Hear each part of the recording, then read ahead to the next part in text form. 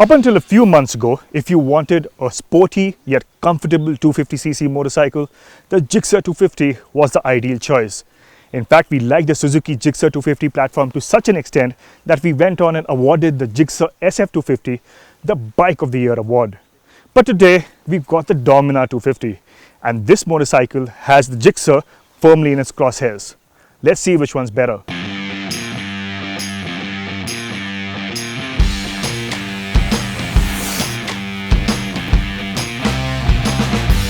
Neither of these bikes is particularly new in terms of design.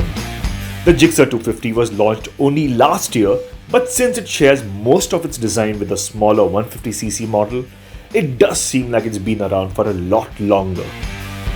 The Dominar came out even more recently, but it's essentially a Dominar 400 with a smaller USD fork, narrower tires, and a box section swing arm. So, again, it doesn't exactly look fresh. Both motorcycles tread a completely different path when it comes to design. The Gixxer 250 is a quintessential sporty street naked motorcycle, and it looks rather fetching in this lovely shade. But the Dominar, on the other hand, is your typical power cruiser, and as you can clearly see, this motorcycle has the better presence, the greater road presence compared to the Gixxer. The Dominar undoubtedly commands a greater presence on the road, but there is one letdown in its design: the choice of tires. The rear is a narrow 130 section unit that ruins its sense of proportion. Bajaj should have ideally put the Dominar 400's fatter 150 section tire instead, especially since the rest of the parts like the body panels, bright LED headlamp, chunky 13-litre fuel tank, and rear cowl are the same as on the Dominar 400. Unsurprisingly, it is and also feels like the bigger motorcycle when you're on it.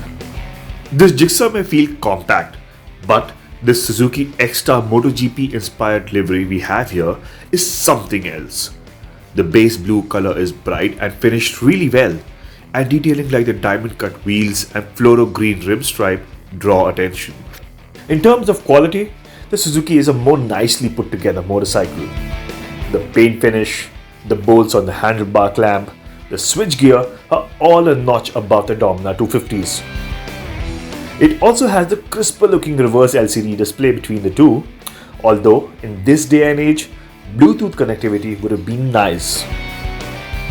The Dominar's instrument panel could also do with more features. Unlike the Dominar 400's feature-rich unit, the Dominar 250's instrument cluster and secondary display on the fuel tank are devoid of even basic information like a gear position indicator, average fuel consumption, or a distance to empty readout. These are essential bits of information, especially on a motorcycle that is being marketed as one that is built for covering long distances and exploring areas far beyond the concrete jungle. The Dominar also misses out on radial tires, while the Gixxer doesn't get a side stand engine cutoff and, more importantly, a USD fork. Both motorcycles get dual channel ABS as standard, and on the whole, it is a case of a point here and a point there with the Gixxer and Dominar when it comes to features. Now, let's hop on to the motorcycles and see what the ergonomics are like. On the Gixxer, you're seated in this proper street fighter position. The seat is slightly upswept, the handbar is slightly low and puts you in this aggressive position, which is great for the city and also a few highway runs. But if you want to go long distances, this is not the seat you want to be on. In comparison, the Dominar's wide and roomy seat is not as upswept as the Gixxer's, while the foot pegs are not too rare set either. You also sit a tad upright, and the little fly screen does a decent job of deflecting head-on wind, which over the course of a long ride is indeed welcome. If you want to cover long distances without taking too many breaks, the Bajaj Dominar is the motorcycle that you should be riding. The ergonomics are far more relaxed and comfortable compared to the Gixxer. Another and rather more important factor that contributes to the Dominar's long distance abilities is the engine. The 248.77cc mill produces a little more power and torque than the Gixxer's motor and also features a more modern DOHC architecture and liquid cooling. This, along with the optimized gear ratios, have a positive bearing on the overall riding experience. The Dominar's engine is slightly more refined than the Gixxer's engine, especially in the higher reaches of the rev range. The only issue with the tall 5th and 6th gears is that you'll have to downshift in order to execute a quick overtake. In the city, however, the engine is quite tractable. You can choose to poodle around town at city speeds in higher gears without a sign of protest from the engine.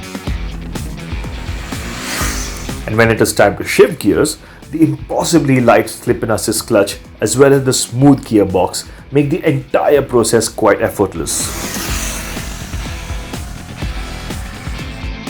The Gixxer, on the other hand, doesn't get a slipper clutch, but its smooth gearbox and tractable engine also manages to take the fatigue out of the daily commute. But what adds a little dash of excitement to the whole process is the way the engine delivers power. The Gixxer's engine feels a lot more peppier compared to the Dominar's. It is much more eager to rev, the power delivery is crisp, the mid-range is really punchy, and all of these factors together manage to put a much wider smile in your face when you're riding the Gixxer. Its lower weight also contributes to quicker acceleration, and you'll see the Suzuki pull lengths over the Dominar, be it while accelerating away from a speed breaker or towards the very upper end of the performance band. It's also quicker off the line, and the performance table will show that it's quicker to 100 kph as well. On the flip side, a 120 kph cruise on the Suzuki puts the engine at a stress-sounding 8,500 rpm, but it isn't accompanied with bothersome vibrations. The difference in engine character and gearing is also made apparent during the fuel economy tests. While the Gixxer is a little more efficient than the Dominar in the city, the gap is barely anything to talk about while out on the highway.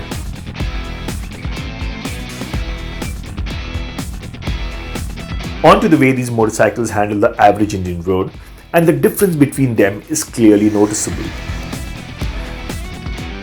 Riding both motorcycles back to back over a series of undulations, you'll come to appreciate the Dominar's ride quality. Its relatively softer setup does a better job of isolating harsh roads.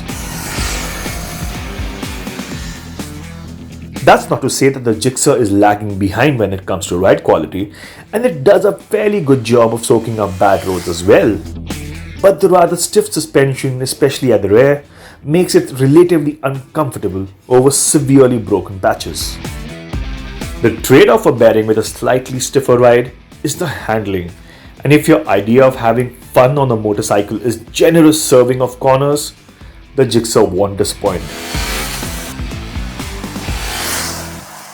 The Gixxer has a sharper steering geometry compared to the Dominar, and that is why it tips into the corner a lot more quicker. And once you're negotiating a series of bends, you notice that the Gixxer's feedback through the chassis is so lucid and so crisp that it makes the ride a lot more involving. The wide MRF radials are quite grippy too, and there is enough feedback from the front end for you to push hard on a winding road. In comparison, the Dominar's relaxed steering geometry, considerably long wheelbase, and 24 kg weight penalty result in a motorcycle that can't keep up with the Gixxer on a twisty road, especially when the rider on the Suzuki dials up the pace. That said, the Dominar wasn't really conceived as a corner carver in the first place, and while it is not as engaging as the Gixxer, it is a planted machine nevertheless. Moving on to braking, and the Dominar springs a surprise by stopping in a shorter distance than the Gixxer. Also, the Suzuki could do with a little bit more feedback through the lever. At the end of the day, one thing was clear, that although both motorcycles cater to the quarter-litre segment, they are vastly different in terms of the experience they deliver. Where the Dominar stands out is in its ride quality, its ergonomics, its refined engine, and its highway abilities. And I think if you're looking for a much more calmer motorcycle, the Bajaj Dominar is the one for you. However, the Suzuki Gixxer, now this is a motorcycle that is better built. It's got a lot more involving experience. The engine is peppy. The ergonomics are comfortable, but obviously they can't really match that of the Dominars. That said, the Gixxer edges ahead of the Dominar in the way it makes you feel. It is a lot more connected riding experience, and I think if that is the motorcycle you're looking for, the Suzuki Gixxer it is.